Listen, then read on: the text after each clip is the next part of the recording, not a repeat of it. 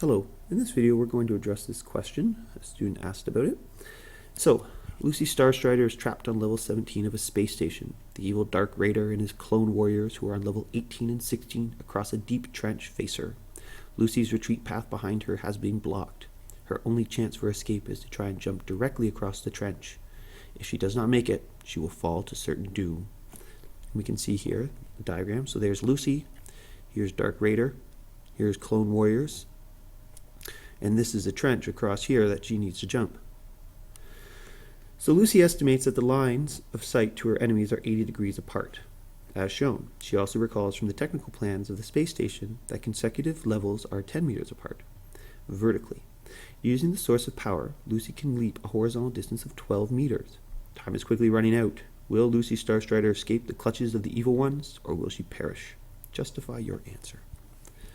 So with a question like this, the first thing I think is really good to do is, this diagram is wonderful, but I'm actually going to come over here. I'm going to draw out the triangle without the pictures on it. This is just going to make it a little bit easier for me to see what's going on, to work through it. So if Dark Raider is at the top, let's call this vertex D. These are the clone warriors, so let's call it C. And Lucy's here, so let's call this L. And we know that the angle here is 80 degrees. So actually, I'm just going to put below here, angle L equals 80 degrees. So this is all the information I have from the diagram. Now let's look at the words and pull out some other information. It says here that she knows that the consecutive levels are 10 meters apart. So if we look at Dark Raider, he is 2 levels above the clone warriors. So we know that length DC is going to equal 20 meters. And I could put 20 meters there like that. Right? So now I need to figure out what is it that I want to solve for. Well, if Lucy Strider is going to jump across, that means she's going to jump vertically. I need to figure out the vertical distance, the horizontal distance, horizontal distance across. So I need to take and illustrate that in my triangle here by doing this. Now what's really great about this when I do this is I suddenly have introduced 2 right-angle triangles. One triangle LD, and let's call this point S for safe. So therefore, we know that triangle LDS is right, and I know that triangle LCS is right. So that means I can apply my primary trig ratios. At this point, all we've learned how to do with our primary trig ratios is apply them to right triangles. Eventually, we'll learn how to apply them to non-right triangles.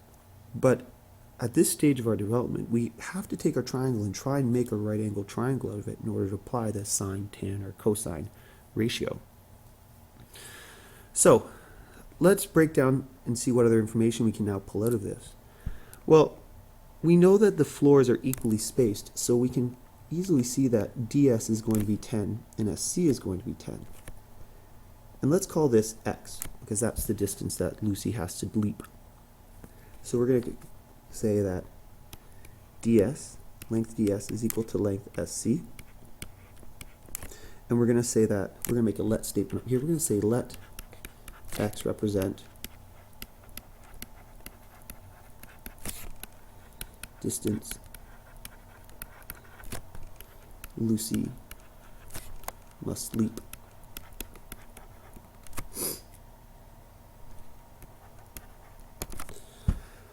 So we could probably do this right from the diagram, but what I'm going to do is I'm going to take a second now and just draw out one of these triangles. So let's take a second and let's draw out triangle LDS. So we know that this is X. We know that this is 10. So I might want to solve for X, but actually I'm still missing one nice little thing. In order to solve for X, I need to know at least one of these angles. And this is where this angle L equals 80 degrees comes in useful. Since triangle LDX, let's write this down, triangle LDC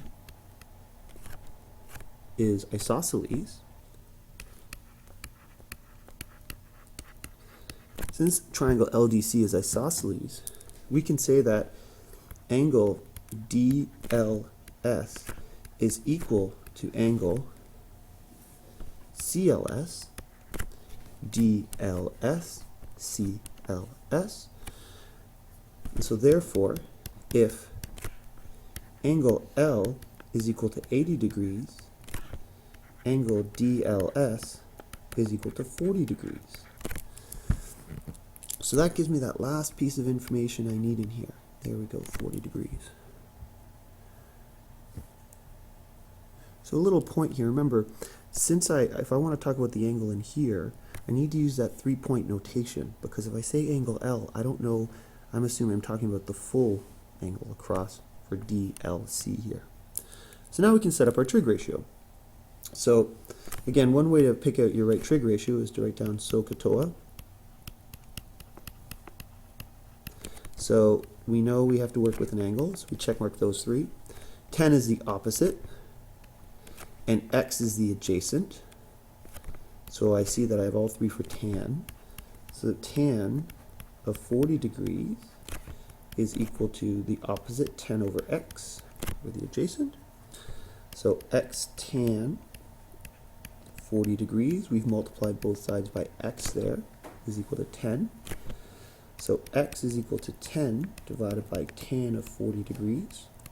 Remember, tan of 40 degrees is just a number in disguise. So as opposed to getting your calculator out and typing in tan of 40 and getting a long decimal, just work with it as tan of 40. And now we should be able to type this into our calculator and get an answer. I pull up my calculator here to the side. And we get approximately 11.91 meters. Oh, it should be, if we round correctly, it should be 11.92. So since 11.92 is less than 12 meters, which is the distance that Lucy can jump, she will survive.